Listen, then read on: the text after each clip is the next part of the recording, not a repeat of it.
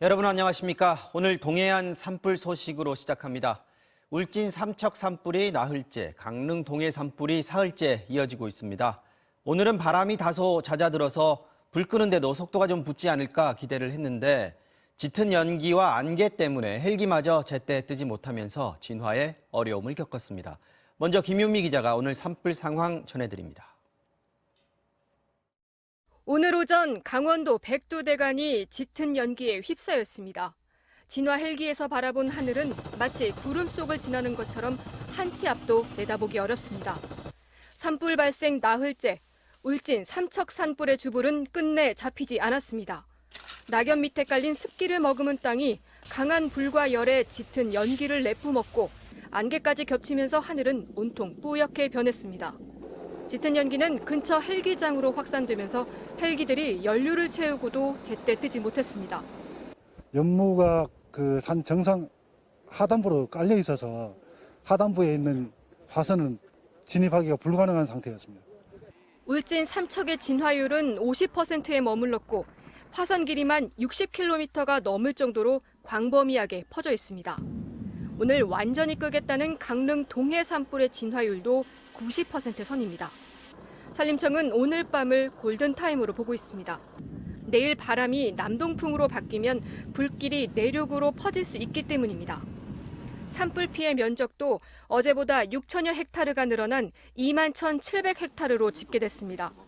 2만 3천 헥타르를 태우고 2명의 사상자를 낸 2000년 동해안 산불을 넘어 이번 산불이 역대 최악의 산불이 될지는 오늘 밤 총력전이 좌우할 것으로 보입니다. MBC 뉴스 김윤미입니다. 윤석열 국민의힘 대선 후보가 10여 년 전 대장동 관련 불법 대출 정황을 포착하고도 사건을 덮었다는 화천대유 대주주 김만배 씨의 육성이 공개됐습니다. 당시 수사 책임자였던 윤 후보가 사건을 그냥 봐줬다는 건데 대선을 이틀 앞두고 파문이 커지고 있습니다. 먼저 공개된 대화 내용을 윤수환 기자가 보도합니다. 대장동 의혹을 수사 중인 검찰은 10여 년 전 부산저축은행 불법 대출 사건의 부실 수사 여부도 조사하고 있습니다. 당시 수사팀이 대장동 업체에 1,000억 원대 불법 대출을 포착하고도 눈 감아줬다는 의혹입니다. 탐사보도 전문 매체인 뉴스타파는 대검 중수 이과장으로 수사를 책임졌던 윤석열 후보의 수사 무마 정황이 담긴 화천대유 대주주 김만배 씨의 육성 파일을 공개했습니다. 대장동 수사가 본격화하기 직전인 지난해 9월 평소 친분이 있던 신앙림 전 언론노조 위원장과의 대화입니다. 김 씨는 2011년 수사 선상에 올랐던 대장동 대출 브로커 조모 씨가 당시 자신을 찾아왔다고 기억했습니다. 근데 형이 좀 해결해 주세요. 그래서 그래? 근데 형이 직접 가서 얘기하기는 어렵다. 성렬이 형 내 동생이야. 이렇게 어떻게 하냐. 대신 윤 후보와 막역한 사이이자 대검 중수부장 출신인 박영수 전 특별검사를 변호인으로 소개해줬다고 말합니다. 그 당시에 윤석열이 과장이 주임 검사냐. 그래서 박영수를 소개해줘 내가. 나름대로 이제 그물을 소개해줬네. 예. 왜냐면 나는 형 그 혈관을 다 아니까 무슨 말인지 알지. 그 통할 만한 사람을 통할 만한 소개해줬지. 김 씨는 박 전 특검의 인맥이 통했다며 사건이 잘 마무리됐다고 자랑했습니다. 윤석열이가 네가 X이야 이러면서 윤석열한테서 윤석열이가 보냈단 말이야? 그럼 그 커피 뭐 하면서 뭐 몇 가지를 했더니 보내주더래. 그래서 사건이 없어서 박영수가 그러면 윤석열하고 통했던 거야? 통했지. 그냥 봐줬지. 또 다른 핵심 피고인인 남욱 변호사도 지난해 검찰 조사에서 조 씨에게 검사가 커피를 타줬고 되게 잘해줬다는 말을 전해 들었다고 진술했습니다. 반면 윤석열 후보는 그간 TV 토론 등에서 브로커 조 씨를 모른다는 취지로 부인하고 있습니다. 녹취 파일을 공개한 신앙림 전 위원장은 대장동 사건이 본격화하기 전 털어놓은 김만배 씨의 증언이 사건의 실체를 이해하는 데 도움이 되지 않을까 했다고 말했습니다. 신 전 위원장은 그러나 녹취 전체를 공개할 의향이 있냐는 MBC의 질의엔 드릴 말씀이 없다고 밝혔습니다. MBC 뉴스 윤수환입니다. 이틀 남은 대선, 정치권은 뜨겁게 맞붙었습니다. 민주당은 윤석열 후보가 대장동 몸통인 게 드러났다. 당장 특검하자고 목소리를 높였고 국민의힘은 왜 대선 직전에 터뜨리냐, 정치 공작이라고 반발했습니다. 김정인 기자입니다. 윤석열 후보가 대장동 불법 대출 관련 수사를 덮었다는 취지의 김만배 씨 녹음 파일이 나오자 민주당은 대장동 비리에 몸통이 드러났다며 파상 공세에 나섰습니다.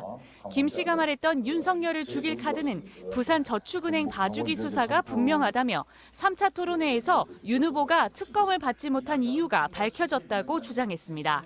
이제 범인이 밝혀졌습니다. 불법 비리를 눈감아준 자가 대장동 특혜 씨앗이자 출발점입니다. 부친의 집을 김만배의 누나가 구입한 것 역시 절대 우연일 수 없습니다.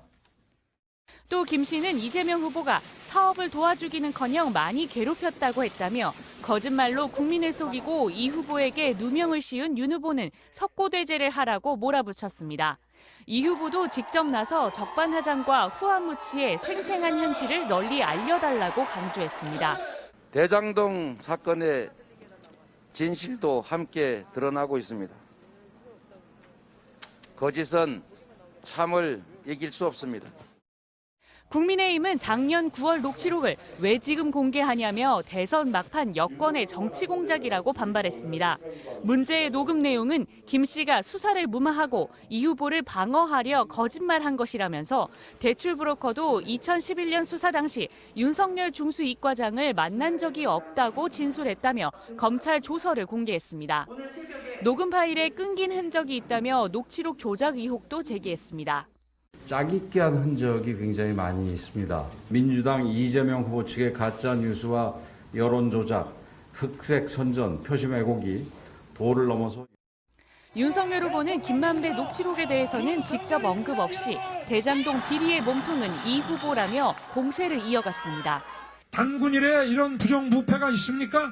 부정부패의 몸통을 대통령 후보로 만든 저 이재명의 민주당은 뭡니까, 여러분? 대장동 공방의 공격과 수비를 뒤바꾼 김만배 녹취록은 대선을 이틀 앞두고 가장 뜨거운 쟁점이 될 것으로 보입니다. MBC 뉴스 김정인입니다. 코로나19 소식입니다. 나흘째 20만 명 넘는 확진자가 나오면서 유행이 정점을 향해 가는 가운데 사망자와 위중증 환자가 계속 증가하고 있습니다. 정부는 전국의 코로나19 위험도를 매우 높음으로 올리고 임신부와 투석 환자 등 고위험군을 치료할 병상 추가 확보에 나섰습니다. 먼저 박윤수 기자의 보도입니다. 지난주 코로나19로 숨진 사람은 901명으로 주간 사망자 수로는 역대 최다를 기록했습니다. 델타 변이가 정점이던 지난해 12월 넷째 주 532명보다 70%나 더 많습니다. 오미크론의 치명률은 델타의 3분의 1 수준이지만 확진자가 30배 이상 많다 보니 사망자는 오히려 더 늘어난 겁니다. 최근 사망자의 90% 이상은 60대 이상 고위험군인데 확진 비중이 상승하고 있습니다. 확진자 규모 증가에 따라서 위중증, 사망자도 지속 증가하고 있어 고위험군, 특히 60대 이상의 고령층의 보호에 집중하는 것이 매우 중요한 시기입니다. 정부는 지난해 12월 셋째 주 이후 11주 만에 수도권과 비수도권, 전국의 위험도를 모두 매우 높음으로 올렸습니다. 위중증 환자도 955명까지 불어나면서 병상 가동률은 중환자 병상 59.8%, 준중환자 병상 64.5%로 연일 높아지고 있습니다. 작년 11월 말 12월 초 상황이 이미 시작됐어요. 중환자실은 60% 찼을 때부터 현장, 특히 이제 대학병원 응급실들은 환자 대기 시작했거든요. 정부는 위중증 환자 2,000명까지는 감당 가능하다고 강조했습니다. 동시에 지속적으로 병상을 늘리고 격리병상의 장기 입원 환자를 일반 병상으로 옮겨 병상 운영의 효율을 높이고 있습니다. 또 확진된 임신부와 투석 환자가 입원할 수 있는 병상을 다음 주까지 각각 250개와 600개로 늘리고 이들이 평소 다니던 병원에서 분만하거나 투석받을 수 있도록 건강보험 수가 개선 등 지원 방안을 마련하겠다고 밝혔습니다. MBC 뉴스 박윤수입니다. 12일째 러시아군의 공격이 이어지고 있는 우크라이나 소식 전해드리겠습니다. 민간인 대피를 위해 잠시 포격을 멈추겠다던 러시아의 약속. 하지만 지켜지지 않았습니다. 이 약속을 믿고 피난길에 나선 민간인들은 계속되는 폭격에 목숨을 잃었습니다. 러시아는 또다시 수도 키이우를 비롯해 도시 4곳에 대피로를 열겠다고 밝혔지만 실제로 이루어질지는 불투명합니다. 임소정 기자입니다. 총을 맨 경찰 뒤로 여행 가방을 끌고 줄지어 이동하는 사람들. 잠시 뒤 포탄이 떨어집니다. 엄마와 아빠 손을 잡고 피난길에 올랐던 10살, 8살 남매 등 일가족 4명을 포함해 최소 8명이 숨졌습니다. 폭격에 불타는 집, 취재를 위해 들어서는 기자들에게 주민이 다급하게 소리칩니다. 집 밖으로 나오자마자 또 다른 포탄이 떨어집니다.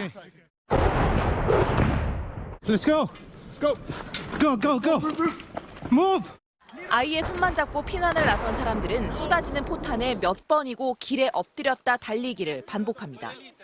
수도 키이우의 위성도시 이르핀, 스토얀카 등은 그야말로 초토화가 됐습니다. Putin attacking children, Putin attacking elderly people, Putin attacking women. 현지 시간으로 5일과 6일 두 차례에 걸쳐 마리우폴과 볼로바하에서 공격을 멈추고 민간인 대피길을 열어주겠다던 러시아. 하지만 약속은 지켜지지 않았습니다. 불타버린 집을 떠난 사람들은 돌아가지도 나아가지도 못한 채 길에서 공포에 떨었습니다. Нас обманули и, соответственно, попросили нас подготовиться. Российские войска обстреляли нашу колонну автобусов, то есть уничтожили ровно ее половину, то есть не дав. 영국 정부 당국은 러시아가 1999년 체첸 침공과 2016년 시리아 내전 때처럼 민간인 밀집 지역을 집중 공격해 저항 의지를 꺾으려 하는 것이라고 분석했습니다. І це вбивство, свідоме вбивство. Україна, яку ми знаємо, яку ми любимо, захищаємо і не віддамо жодному ворогу. 한편 휴전 파기 책임을 우크라이나에 돌리던 러시아는 한국 시간 오늘 오후 5시부터 키이우와 마리우폴, 하르키우와 수미에 민간인 대피로를 열겠다고 다시 약속했습니다. MBC 뉴스 임소정입니다.